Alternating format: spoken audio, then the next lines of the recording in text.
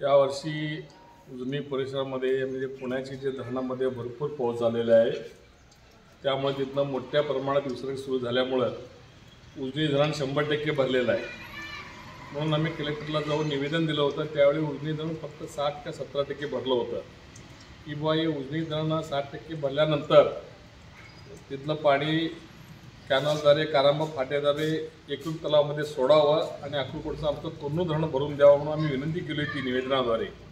त्याप्रमाणे कलेक्टरने सांगितले की 3 तारखेला पालकमंत्री येणार आहेत, त्यानंतर आम्ही त्याचा विचारविनिमय करून पाणी सोडण्याचं नियोजन करू असं म्हटलं होतं।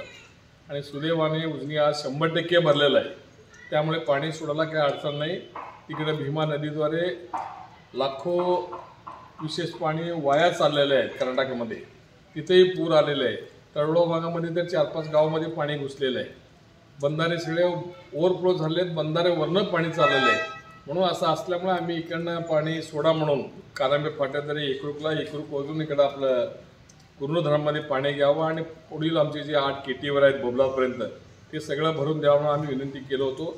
त्याप्रमाणे मी त्याचा सतत पाठपुरावा केला, सातत्यानं त्याच्यावर लक्ष ठेवलं, तिथल्या संबंधित अधिकाऱ्यांशी बोललो मी। आता कलेक्टर साहेबांकडनं म्हणजे असं कळतं आम्हाला की 2 दिवसात मीटिंग घेऊन 20 तारखेपर्यंत ते पाणी सोडण्याचे नियोजन ठरणार आहे।